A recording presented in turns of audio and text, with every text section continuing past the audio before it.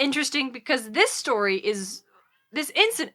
Vivi, what the fuck? It's the other cats. Jesus Christ. All right, everybody's out. Everybody's out.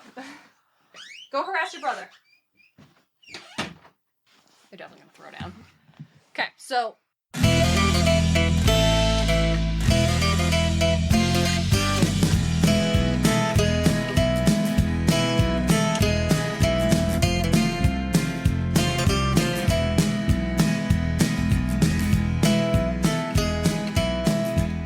Hello, mortals, monsters, and myth lovers alike.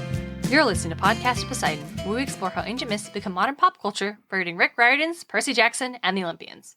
This is Chapter 25, Cyclopses. I'm your co-host, on loan from the Hunters of Artemis, Darien and Smartt. Joining me is my co-host and brother, hailing from Cytherea Island, DJ. It's pronounced Cythera. I'm so sorry. You should be. How's everybody doing today? Cythera is the home of Polyphemus, at least in the Assassin's Creed Odyssey game.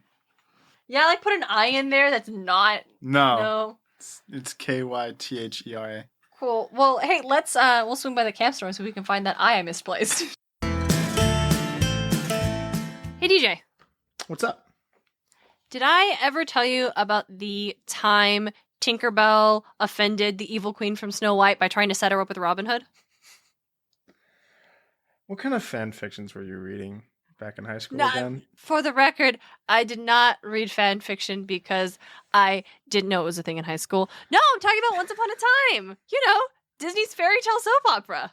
Was it produced by Disney? Yes. Oh, yes, this was even know Disney that. version. Yes. I didn't know it was produced by Disney. Yo, do you know how many times that song from Beauty and the Beast played during that thing, during Rumpelstiltskin and Belle getting together? A lot. I imagine. Why are you bringing this up? Well, I'm bringing it up because you know how I often go on tangents on the podcast talking about the fairy tale soap opera, and I'll talk about it for 5 minutes. And have you ever wanted to hear me go on like maybe 455 minutes longer than that with 4 other people, but you're not there? Personally? No. But I'm certain our listeners would have loved to hear more. And if you are one such, thank you, DJ, and if you are one such listener, you should check out Entering Storybook. Entering Storybook is a new Once Upon a Time podcast co-hosted by me and Fran from the Best Damn Camp Pod, and Robert from Into the Riordanverse and the Best Damn Meme page on Instagram, and Carter and Erica from Seaweed Win Podcast. Yes, it's a bunch of Riordanverse podcasters all talking about something that is not Percy Jackson. We'll see how long that lasts. Well, that sounds like a lot of fun. It is. We're going to go episode by episode, analyzing how we felt about it back when those shows were airing 10 years ago, what it's like now, and mostly giving Fran a platform to gush about how much she shipped Swan Queen.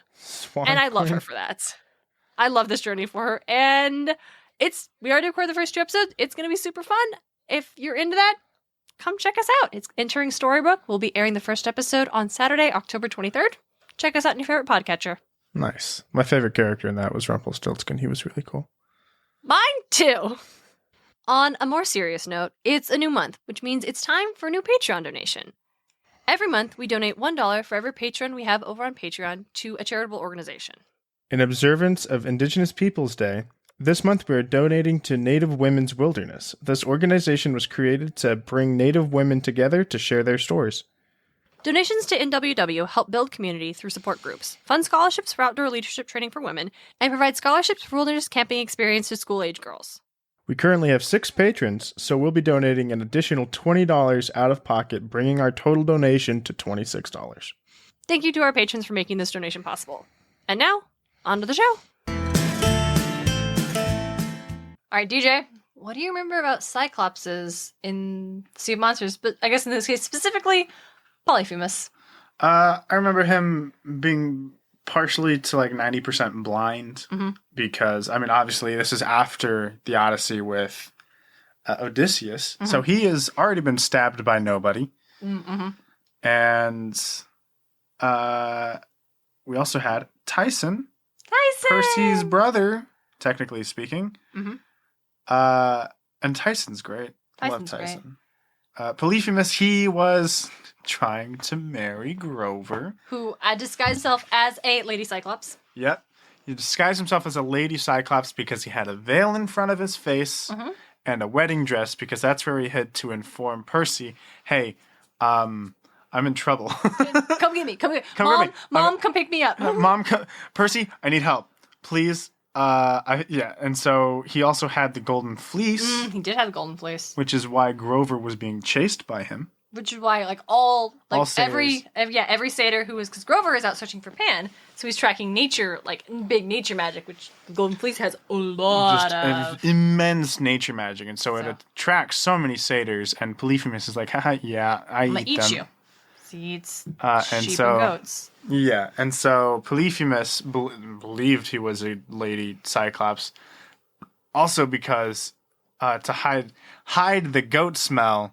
It's like, no, it's just perfume. I'm wearing goat perfume. Do you like it? Which is very much as if, you were dating a chick because, man, she just smells like bacon.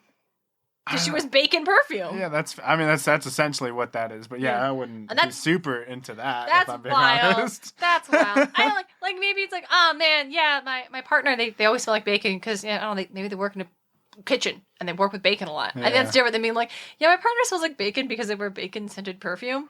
She got it I got it for her as a gag, but now she really likes it and just doesn't take it off. and I think she's trying to get back at me for the gag. Yeah. And you know what? I love her all the more for it. Yeah, it's pretty great. But yeah, that's what I remember of Polyphemus and that. Well, I guess Annabeth also does the whole nobody thing. Mm-hmm. And ends up getting him off a cliff and he gets stabbed? Does he live? Yes. Polyphemus is the only monster to come in contact with Percy, Annabeth, and Grover to live. He is, yes. He lives. He hits the boat and he sinks the boat and he thinks he's defeated them. Yeah. But the hippocampi show up. Yep. I'm pretty sure. That sounds real. Yeah. Cool. It's because the Rainbow the hippocampi, Tyson's best friend in the whole wide world, comes out. The only person Tyson can legitimately rely on is Rainbow the hippocampi. I stand by what I said. At least in that book. And then later, Tyson absolutely can rely on Percy. Well, yes. Yes, this is true. This is true.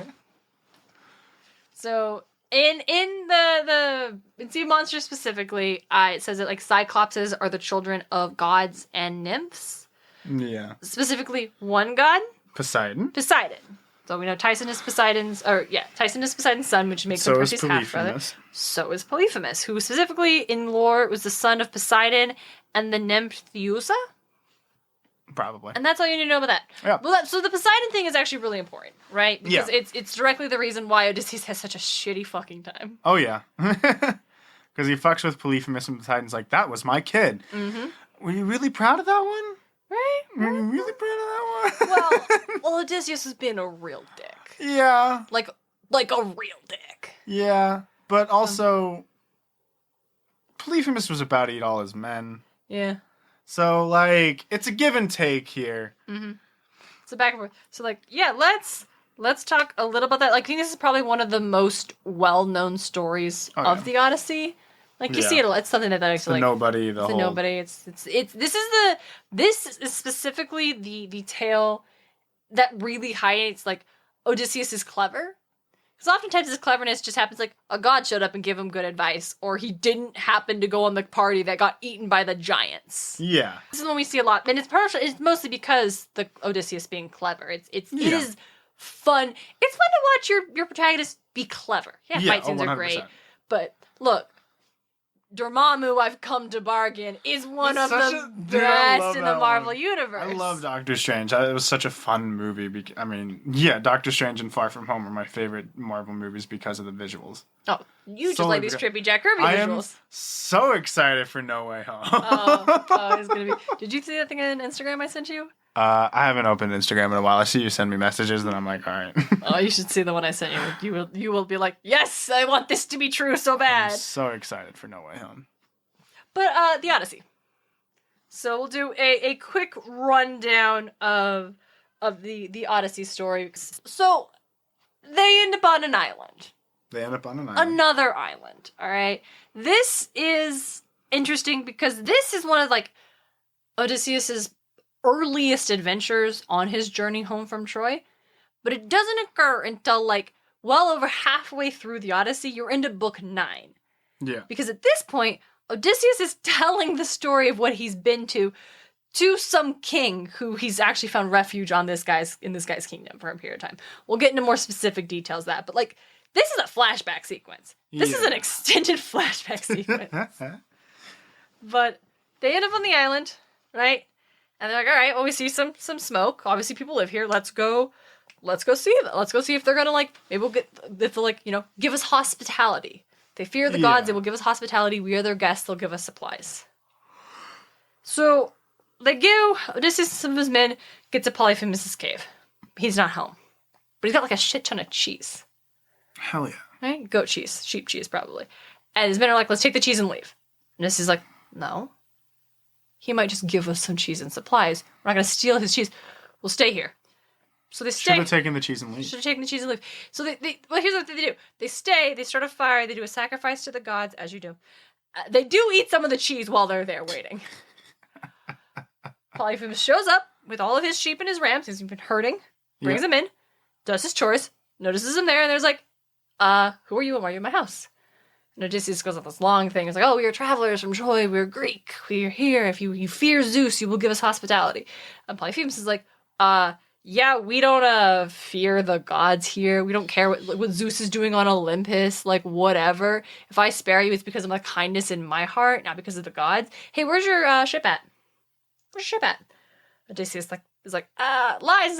We were shipwrecked. We are the last of the crew. Don't worry about it. And then Polyphemus is like, rat. And then immediately bashes in the skull of two of his men, and then he just eats them raw. Yeah. Yeah. It sounds like something he'd do. Mm-hmm. And then he's like, all right, catch you later. And he goes to sleep. And Odysseus is like, I would have stabbed him. And his retelling of the story. But the door, you see, was blocked by a giant boulder that we could not move. So we didn't stab him. Instead, they all got together and somehow had a giant, like a mast of a ship. I'm not clear on how they got that. Who knows? They sharpen it. Yeah. The next day, Polyphemus wakes up, eats 2 more men, goes to tend the sheep, comes back, eats 2 more men. He's hungry. He's hungry. And then Odysseus, who happened to have had the presence of mind, like, I'm going to bring some of this nice wine we got. Before they went off into, like, the cave. They brought some wine. Yeah. So he gives them, you want some wine? Some good wine, too. So Polyphemus does. And then he very promptly gets super sloshed on wine. And Odysseus is like, hey, man, I will give you my name if you give me the hospitality that I am owed. My name is, in this translation, I'm referencing oh my god, I've said it 1,000 times. In Emily Wilson's translation of the Odyssey, he says his name is No Man. No Man. Nah, yeah. And Polyphemus is like, oh, No Man, yeah, thank you so much for your name and your wine as hospitality. I'll eat you last. Then he passes out drunk. Understandable. And then they stab him in the eye. Hell yeah. They set the thing on fire and they stab him in the eye. They blind him. He's raging, but now he can't find Odysseus or any of his men. So then Odysseus ties all of his men to the bottom of the sheep. And the next morning, when they let out, Polyphemus is like, well, I still got to take care of my damn sheep. Opens the thing to get them out. Like, he's like trying to make sure that they aren't trying to sneak out, but he can't feel them. He's expecting to like be around the sheep or on top of the sheep. He doesn't check underneath. Yeah. So Odysseus is like on the last ram. He's like holding on. The ram's going really slow. And I didn't realize like how much of that interaction is actually in Sea of Monsters. Because there's literally a scene where like one of the rams is going slow and Polyphemus is like, why are you going slow, little buddy? You're getting a little chubby. Literally happens in the Odyssey. Yeah. Except Polyphemus is like, oh, why are you so slow, Ram? You're usually the first to leave. Like, oh, are you sad because of my eyes been blinded? That's so sweet. Thank you. No, You're mourning with me. Thank you so much. So they all get out. Goes down. Oh, right, I forgot. So he screws I forgot that how No Man is important. Yeah. Right, he gets stabbed. He comes out screaming. The other Cyclopses on the island roll up like, dude, what happened? Like, are you right? It was No Man. Yeah. It's very specifically, I'm gonna reference it, because this is like one of the things that Odysseus considered like so clever for doing. Because, I mean, it is pretty clever. Yes, it is. It is very clever. So he's screaming. Other Cyclopses come up and they're like, oh, hey, are you okay? We heard you screaming. What's up? Is someone trying to kill you? Is someone stealing your herds or trying to kill you by some trick or force? Strong Polyphemus from inside replied, my friends, No Man is killing me by tricks, not force.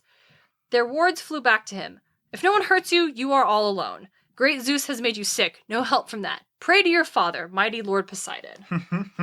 So, like, that's where, like, the cleverness comes in, because, you know, he's gonna scream when we stab him. The other Cyclopses are gonna come. We gotta get them to think that nothing's wrong. Or that no one else is there. Yeah. So they think he's like, oh, you're sick, you've been hurt because Zeus has done. So it's interesting. Polyphemus is like, we don't care about the gods. Like, what? That's cares? Clearly not true. No, yeah. Because the other Cyclopses are very quickly like, Polyphemus is just a dick. Yeah, literally is a dick. Like, that's the thing. So then, they have Odysseus and escape. They take the sheep.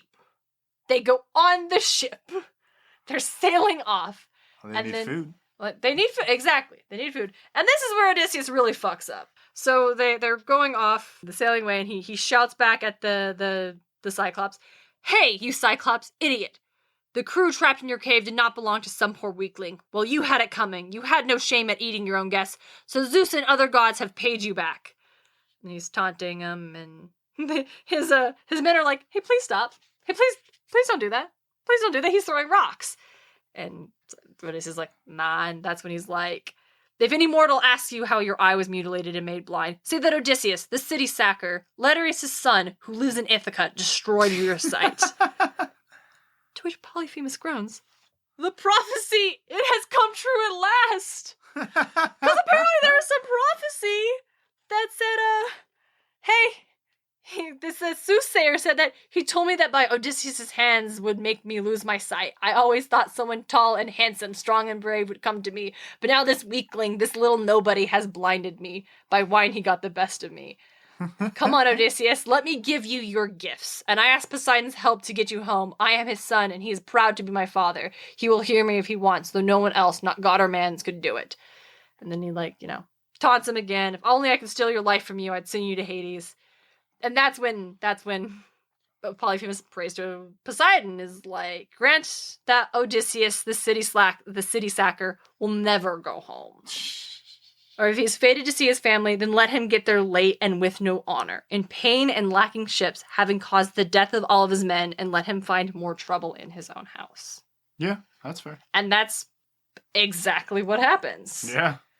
So it's interesting because what's weird is that in Greek mythology, the Cyclopses are favored by Zeus. They make his lightning bolts. Yeah. Like, of all of the children of Gaia, like the Titans, the Giants, the 100-handed ones, they all get banished. Yep. The Cyclopses get to hang out on that island that Zeus gave him, what it is called Assassin's Creed. Cythera. Cythera, thank you. I don't think it has a name in the Odyssey. It's just the island of the Cyclopses. Yeah. And so Polyphemus, jeering at Zeus and not giving his guests hospitality, which is a big fucking deal. We talked about it in the September episode of Remyth in Ponderland. The idea of hospitality is very important, and Zeus is a god of hospitality. Check it out for our $10 plus patrons. You get a special Remyth episode in which you discuss other properties that have retellings. It's a lot of fun. I definitely enjoyed recording that episode. Yeah, check it out. So it's interesting that Odysseus is, for everything he does to Polyphemus, he's very much in the right to do so. I mean, yeah, a monster eating his men. They'll encounter monsters.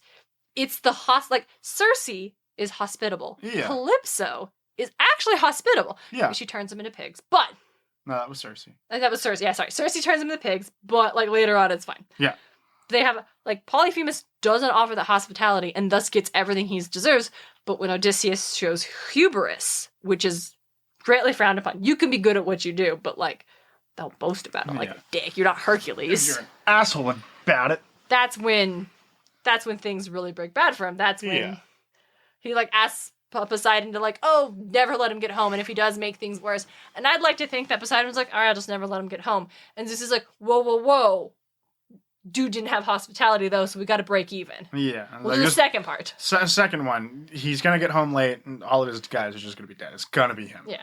But he's still got to get home because Polyphemus didn't have hospitality. Polyphemus was a dick, so we gotta give some leeway here. Yeah. I want to acknowledge that I pronounce every syllable in Polyphemus, and you just say it so smooth. Yeah. So smooth. Yeah. It's so good. I cannot pronounce it like that. Side note, his name, Polyphemus' name, means the one who talks a lot, the man of many words, or much spoken, or famous, abounding in songs and legends. So he's a bard? Wouldn't that be interesting? He doesn't have a lot of bardic talent. No. In this story. But would you like to hear about his sympathetic villain prequel? Oh, sure. Yeah. What is it? So, 3 centuries after we believe the Odyssey was composed, Okay. this poet by the name of Philoxenus wrote a poem that only fragments. We only have like kind of a couple things, and most of what we know is actually a parody of this poem that was written later. It was either called Cyclops or Galatea. Mm-hmm. Galatea being the name of Polyphemus' sea nymph love interest. Understandable. And the circumstances of this poem is fascinating because we don't know exactly when it was written, but scholars are like, okay, it was definitely before 388 BCE, because that's when this other poem that was parody of this one was written. So it had to be before. But it was definitely after the Odyssey.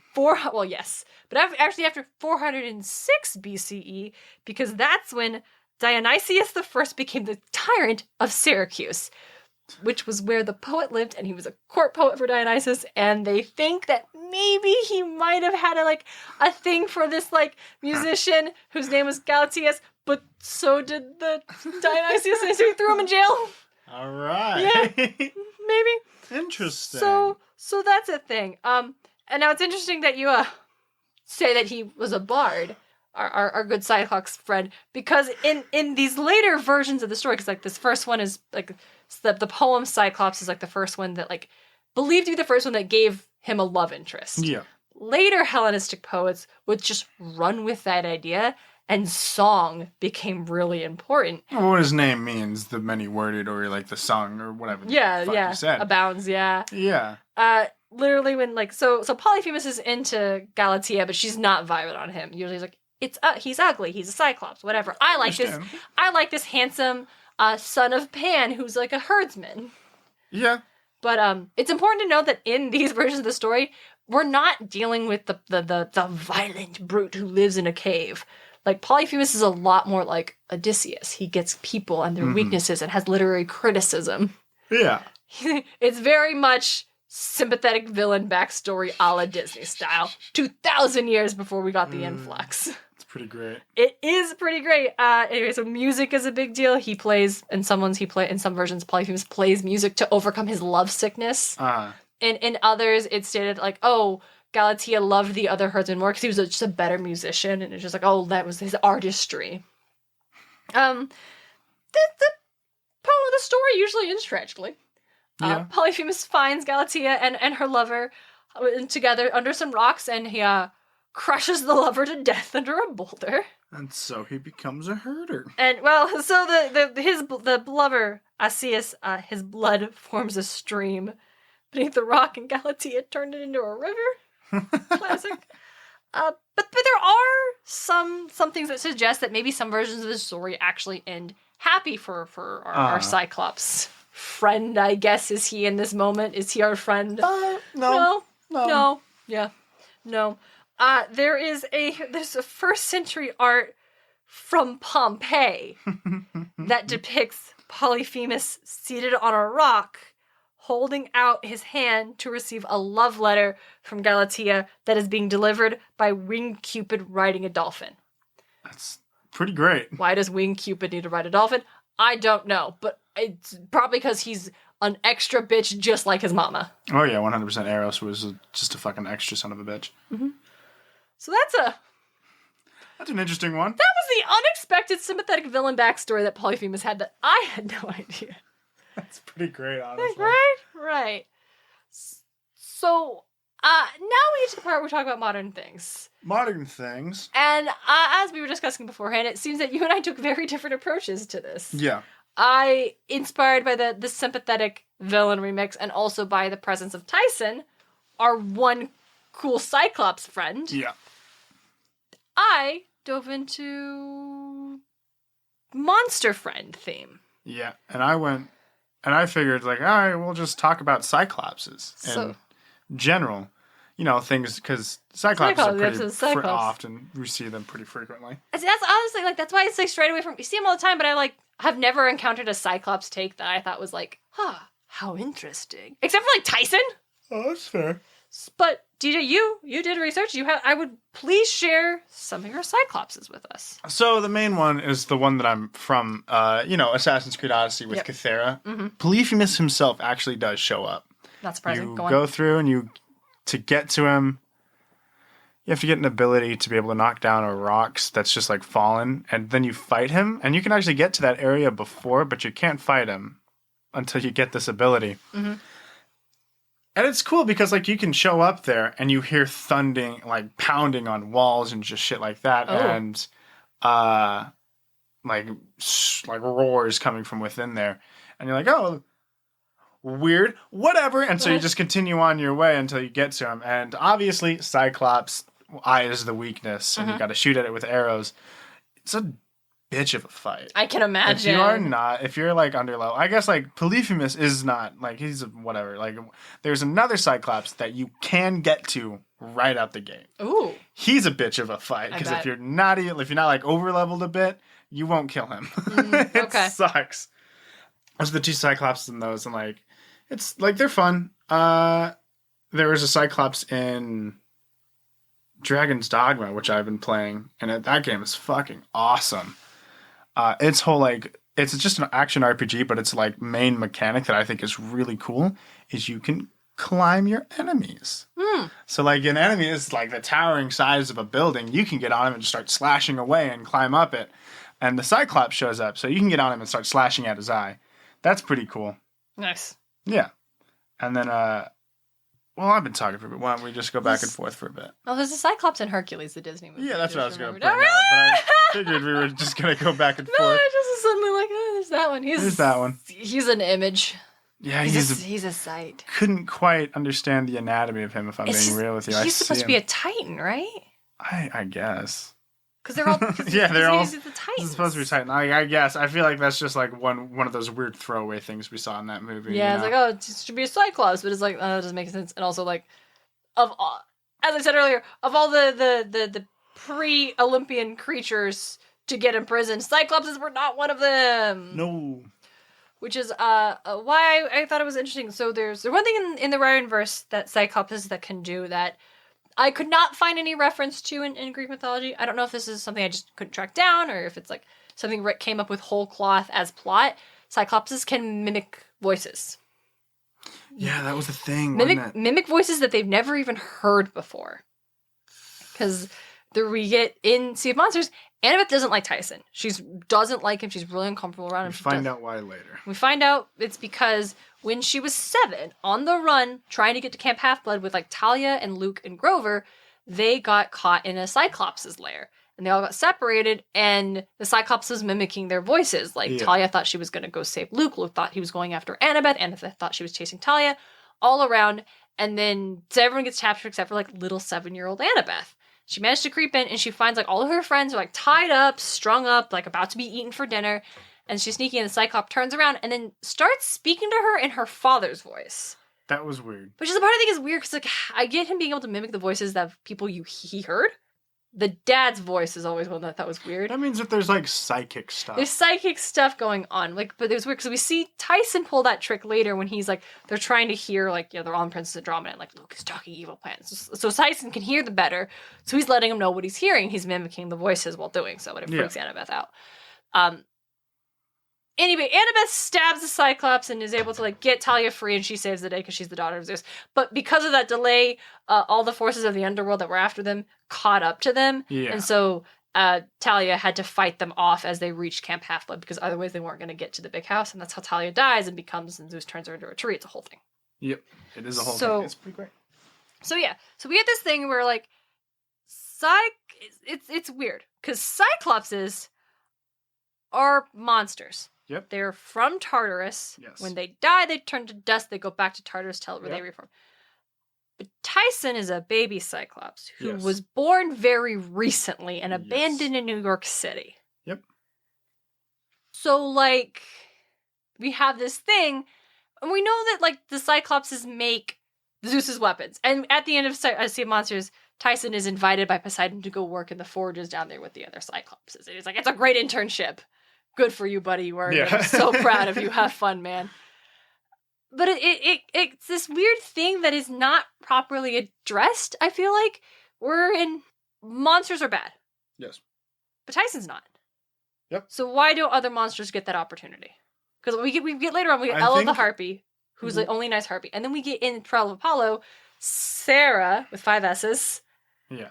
The snake I think lady. it's all about circumstances and what those monsters have been through and what they've been doing, right?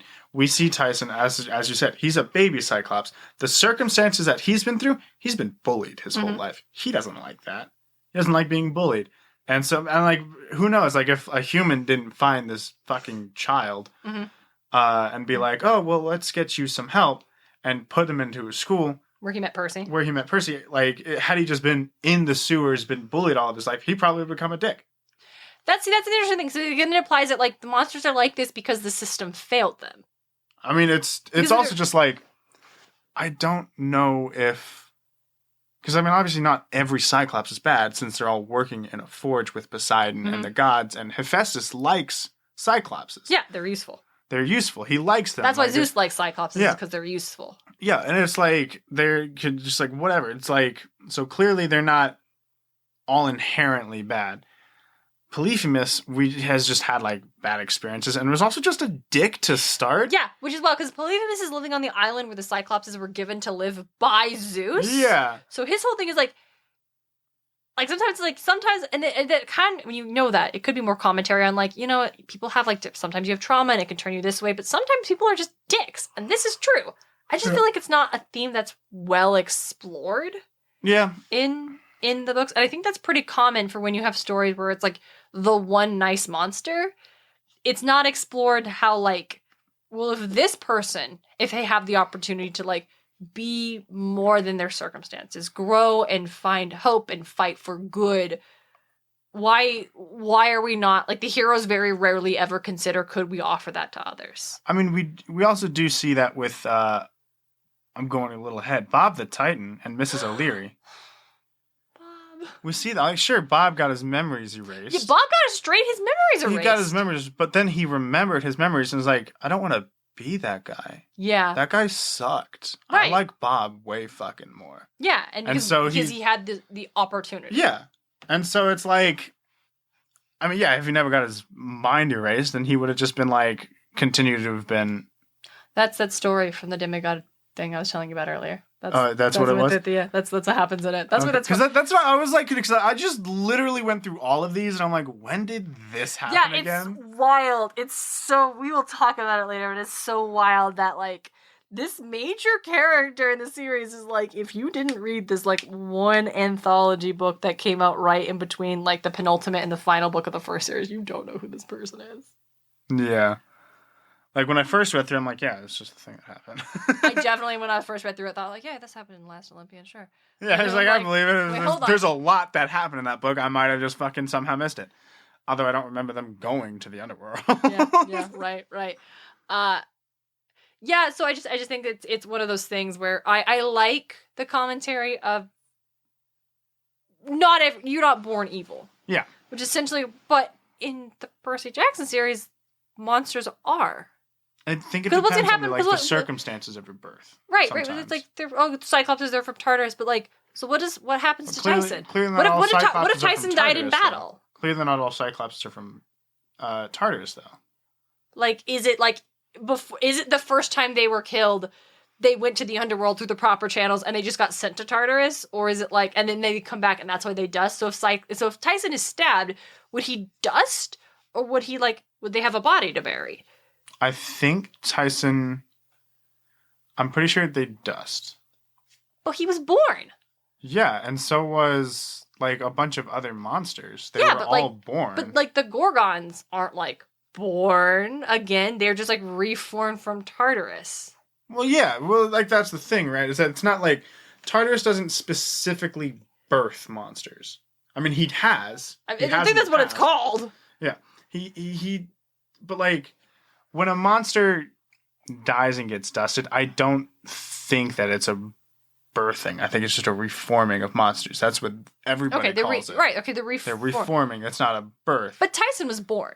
Tyson was born, yeah, and so was probably like a bunch of other people, not from specifically Tartarus, but from like a normal circumstance from another god. Yeah. And a nymph or whatever, and like they get dusted, and then it's like, oh, well. Yeah, that sucks. Yeah. Like, being okay, dusted Tyson sucks. was born. So maybe if Tyson had died before, like, he met Percy and came back, he would have been evil because he's like, oh, this is Tartarus. This sucks. Then come back. So we're saying it's the system and it is the cycle that constantly creates people in pain and trauma lashing out the world because they've experienced pain. And we need to change the system. Yeah, but it's the gods. Oh, it is the gods. It's the gods. And it's specifically like primordial gods, right? Gaia, Tartarus, fucking Brunos. There's got to be a better way to do this. I think we've definitely veered into like lore territory, so we should probably leave this for Owen and Through the Mist to get back to. Let's get into my list. So I have characters who are very much like kind of like monster friend, quote unquote, because that's the best way I could think of describing it, where it's like every one of this race is a monster, but here's the exception. Yeah. Right? Like, and not, this is different than you think the race is monster, but then you find out that they're just creatures acting on instinct, or they just look scary. Not the dragons from How to Train Your Dragon, or the creatures from Animorphs. Yeah. It's the orcs from Lord of the Rings with Ratbag as your exception.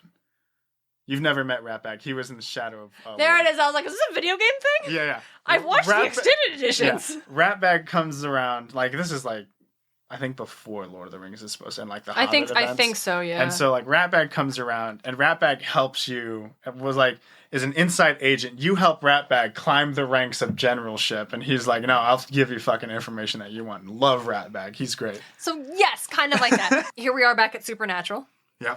There was this is like a little pushing it. There was like a whole race of Fae.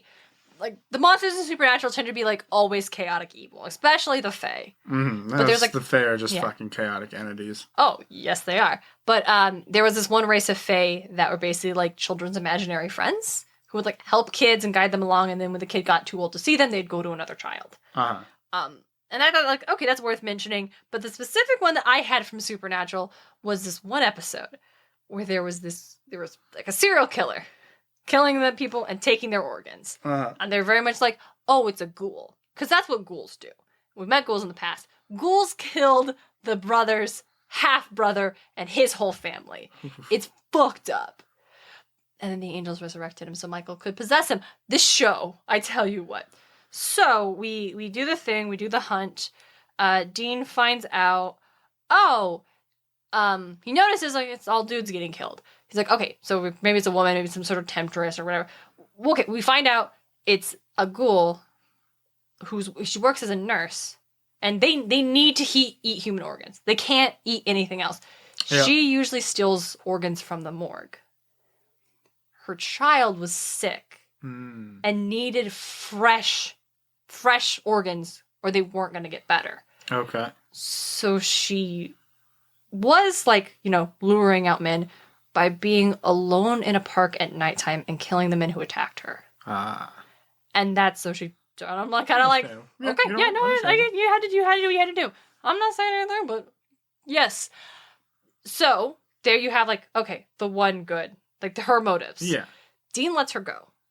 And I always liked that, and I thought it was cool. But of course, they couldn't just end the episode there. Sam finds out what happens, and then he goes and kills the mom because she's a monster, and they all have to be killed, Dean. In front of her son. That's pretty rough. Who he lets live. And is like, this sounds like, and the son, who will now definitely grow up and be resentful. Definitely gonna kill a bunch of humans. Definitely gonna, like, her mom was trying to raise her child to be, like, peaceful and just try to exist in this world that's not built for them. So that's pretty rough. Yeah, I was like, I really liked that episode until the end, and I was like, oh, God fucking damn it, Supernatural, you just couldn't resist. Yeah, it seems like Supernatural's got its issues. Yeah, not very good at that aspect of anything, really. Danny Phantom. So yeah, talk about the Box Ghost. Box Ghost is pretty great. Specifically, there's an episode wherein the ghost of the Dairy King, like, frees, like Danny gets trapped and he frees him and he's like, hey, not all ghosts are evil. A lot of us just want to be left alone. Because Danny's like, all ghosts are bad, all ghosts are terrible. Because the ghosts he's encountered have been fucking tormenting his life just this whole time. So I don't blame him for believing that. But I think that episode's important to highlight, like, dude, no, you need to see beyond. Like, you can't view... Yeah. Yes, you are dealing with this because you're a superhero and these are your villains, but you can't view everyone as a villain just because...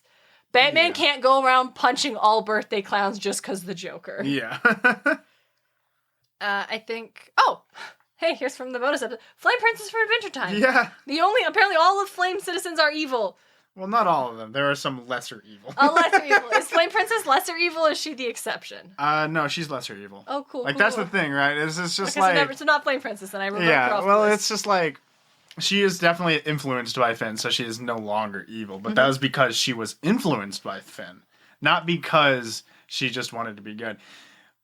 The Flame King himself was like, dude, she's evil. This is the Flame King. They're like, no, that my daughter's fucking evil. but okay, so like earlier it's like, oh, she was influenced by Finn. She doesn't want to be good or anything. She just, because she was influenced by Finn is why she's not true evil.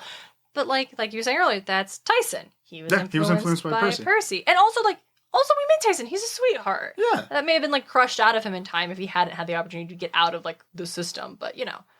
Yeah. Speaking of Finn, the Star Wars sequel trilogy. Like, that's a big one where you have, FN 2187. Yeah. It's the, defector stormtrooper who frees Poe Dameron and runs off and joins the rebels and mentions the fact that, most stormtroopers were child soldiers kidnapped when they were probably like toddlers. Yeah, I mean, we do see like other stormtroopers though. Yeah, I was gonna say other defective stormtroopers that like got off the beaten path in the Rise of Skywalker. Yeah, yes, yeah, I was gonna, that's where it's in. So it's like, but it's like weird that it's like for the rest of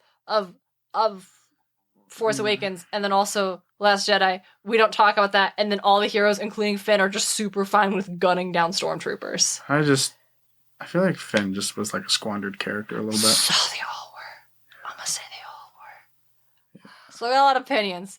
But yeah, that's one element where you're like, that's where I was saying earlier, it's like, here we have a character who proves that not every one of their group is evil, is villainous. Why do we not take that and supplant some more? And then you're right, they do in Rise of Skywalker, you meet the other like group of stormtroopers who defected, and it's like, oh, you heard the call of the Force, but also we're not really going to address this, and it just happened, like, we happened to shove it in there, but we didn't really, It was the call of the Force that jerk? Kind of, yeah, we heard the Force. I feel like that's a weird cop-out. I mean, it's Star Wars, and I think Finn also, like, has a moment where he's like... The Force, we clearly see, also has just a bad side. It's called the dark side of the Force. Like, it's not... It's not specifically It's not light. benevolent. The Force is not good or evil. It's a thing. It's an energy that surrounds us, that penetrates us. Yeah, it's a thing, and it's not inherently good or inherently evil. It's how people determine how they want to use it, essentially. Yes. Yeah. So it's weird. But that was like another thing where it's like, I put on this as I said, because it's like, not like... Finn is basically your monster friend as a stormtrooper. Because he's a stormtrooper, but now we're BFF because Finn is great. Because Finn is great and he deserved more. They all did. Yeah, 100%. Every character in that show, I believe, deserved way more. It was so bad. Ridiculous. Rose Tico deserves so much more. There was a lot. But... And so they try to, like you mentioned, like we talked about, like the stormtroopers, and they're not all bad, like everyone. But it's like it's such a squandered plotline, I think, in a lot of these things. Like I would like, I wish we could see more in like the Riordanverse of like more of that. Like these creatures exist here too. Like the monsters exist here too. Like the Cyclopses, like they all have opportunities. Like, wouldn't it be cool to have seen more monsters fight with the demigods? Like, all in the last, like, Olympian, all these final battles, like, the monsters always side with the villains. I mean, we do except for, like, one or two. 100 armed ones do join the fight. Yeah, though, the last one. Gaia. Yeah, they do. But, like, Gaia wronged them. Yeah. Why don't we have, like, why can't we see anybody, like, throwing their lot in with the demigods? Like, was it Gaia? No, that was... he was in the Titans. He was in the Titans, yeah. So, it just... I was looking and I was trying to find an example that I liked of I think a show that did that well. I think the reason that a lot of monsters sided with the Titans and Gaia is because the Titans and Gaia directly, essentially, wanted the downfall of humans, and at this point, monsters do too. Yeah, and that's why it's not okay. It's like, yeah, it's weird because it's like having like one or two outliers doesn't show that people can be good or evil regardless of their upbringing. You choose that. It shows that this race is evil and these two are the exceptions. Yeah. And that's a bummer. So I was trying to find an example of like when you have the outlier who is the ally, who is good, who wants to be more than like their culture's corruption and is able to extend that to the rest of their people. And I could only find one example where I thought that was done very, very clearly. How to Train Your Dragon. No, because How to Train Your Dragon falls under the dragons were never monstrous. They were just creatures that were misunderstood by the Vikings. That's fair. Minus Thorax from My Little Pony Friendship is Magic. I don't... The Changeling. I have not seen... I don't remember them. Oh, really? Yeah. Okay. So... I didn't see anything past season 3, essentially. Oh, okay. Yeah, I watched almost all of it. So Like season 3, then the Equestria Girl movies, and then I started on... No, I did watch season 4. Wait. I watched a bit of season 4, not in the entirety. I have no idea where the fuck it's at anymore. So, did you get to the Changelings? No. I mean, I knew of the Changelings. Right, you got to the crystal... Yeah, I knew of the Changelings. Yeah. So Thorax is just a little change, right? They look like the Changelings. Look up a picture. They look the same. They look like... Yeah. They're not very... The Changelings all look the same because they're a horde. They're a horde villain. Yep.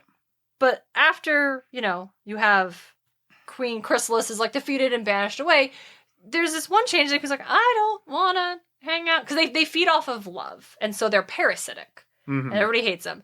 But Thorax is like, but they can also shapeshift because they're changelings. So he shapeshifts, and he actually befriends Spike. And Spike finds out he's a changeling, but they're friends, and it's cool. And then everyone else finds out, and it's a whole thing back and forth, like, changelings can't be good, and Queen Chrysalis is trying to rise up again. And Thorax is like, I want to stop her, because other changelings don't want this either. They're just doing this because she's making us. Like, because we have to, because she's our ruler. We don't have any other choice, but, like, Thorax is like, I believe that we could be more if she wasn't in charge, if we didn't have to follow this leader, if we had choice, changelings would choose to be good. So they, like... overthrow Queen Chrysalis, and then Thorax becomes the new changeling king, and this is what he looks like after that. Hell yeah. Because friendship is fucking magic. Now he looks like a fairy prince, essentially. He's like a rainbow, holy like sparkly shit. Fairy, like fairy, like stag. Holy shit. And all of the changelings end up looking like that. Like they all get their, now they look like they belong. They're no longer like black and not black as that, but like black rotting and decrepit. Yeah.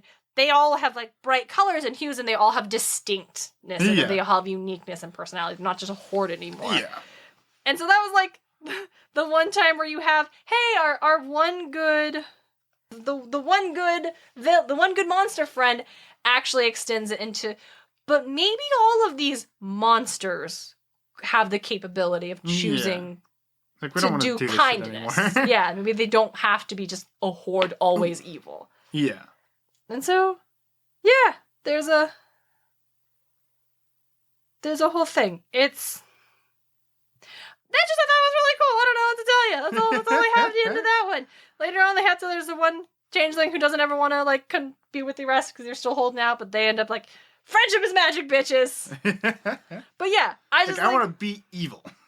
Yeah, so like, My Little Pony has come up a lot recently. Oh, that's fair. But I think it's applicable, especially in this context. For My the Little themes Pony does have like that kind of theme too. We see it like a lot, like with adult dragons. Like, yeah, sure, we got Spike, but he's a baby dragon. But we see adult dragons come along and be like, yeah, we're like not too evil. Yeah, we're not just dragons. We're just kind of big and cumbersome, and we set things on fire. But like, we breathe fire. We can't help it. Yeah. So what do you want to do about it? Yeah, that's. I'm trying to think of another Cyclops so I can get us back on, like, this episode was supposed to be about Cyclops and Polyphemus. No, that's fair. I mean, the only other Cyclops I can think of right now is Leela, because I've been watching Futurama.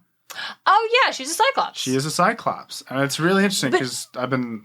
What do you got? Oh, I was going to say, but, like, isn't it because of, like... Is it because she's from a race of Cyclops, or is it because like she just happens to have one eye because she is a mutant? She's a mutant. That is spoilers. Sorry, I guess I should have said that for Futurama stuff. Okay. That is a spoiler. The whole time we're thinking, oh, she's an alien from a race of Cyclops.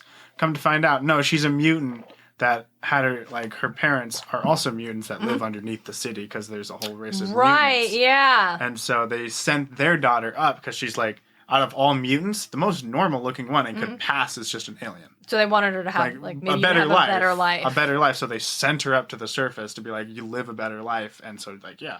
I'm like, that's a crazy twist that I wouldn't have fucking saw coming. That's a lot. I've heard so much shit about fucking Futurama and just being like heavy. And I'm like, I want to watch it. Yeah, it's probably really good.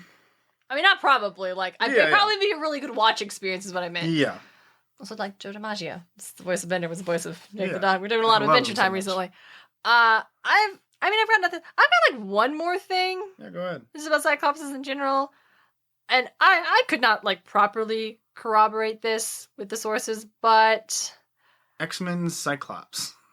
Yeah, X-Men Cyclops, who just shoots, like, one laser beam, and for some reason, like, that's shoots laser beams from his eyes. Laser eye. Because Laser Eye was not as cool of a name as Cyclops, but Havoc, his brother. Gazer Beam. God, I love Incredibles.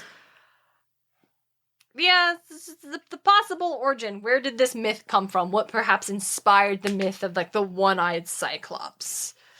And, it was the theory proposed by a paleontologist, Othenio Abel, in 1914, suggested that, like, maybe the fossil skulls of dwarf elements found in that area, like an extinct race of like kind of like small woolly mammoths. If you've seen the skull of an elephant, it's got one big hole in the middle where the trunk would go. Yeah, probably. It looks like a giant eye socket. I can't say if that's legitimate. I would believe it. Honestly, like... That seemed cool enough just to throw in there. It's like, here's a fun fact. One theory that scholars have for the origin of the Cyclops myth is mammoth skulls. Mammoth skulls. I mean, and yeah, that's something that I could believe people saying that. I mean, as we've seen, like, our theories on how dinosaurs are represented are probably not true. Oh, right? Yeah, like we look at this thing, we don't really know what it looks like. We don't know. Like, there could be a ton of feathers, as people are saying probably nowadays. Feathers. They found fossilized feathers. Yeah, there you go. And yeah, so like a bunch of feathers, or it's like... What do they sound like? What do they sound like? A T-Rex could be more like a hippo than a lizard, right? Where it has just a ton of fucking fat on it. What if they purred? Yeah, exactly. Like, not like purr like a cat, but kind of had that purr sound. Yeah.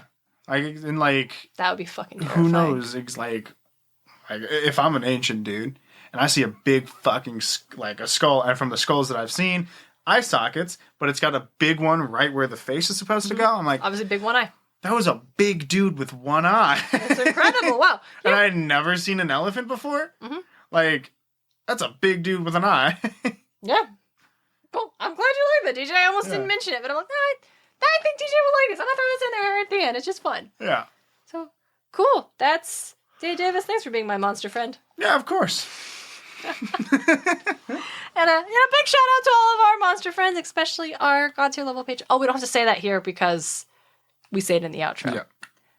Well, a big shout out to all of our monster friends, aka our dazzling, wonderful, unique listeners who bring so much to the table in all of your special ways. I know now we sound like an after school special, but we appreciate you guys so much. Thank you so much for listening. Yep, we'll be back on Tuesday the 26th to talk about the Golden Fleece.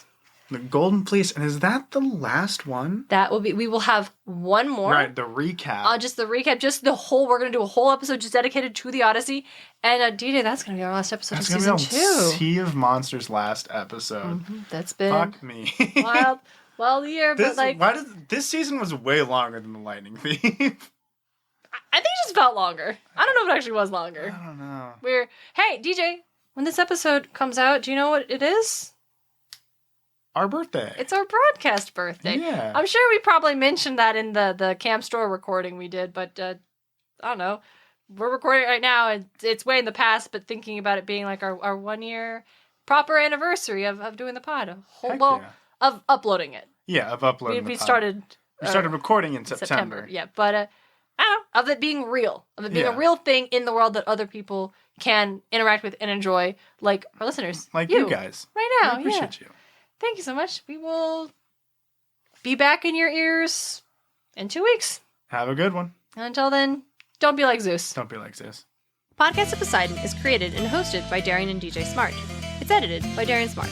The show is produced by Darien and DJ Smartt, as well as Tim O'Connor. The Crystal Con Man.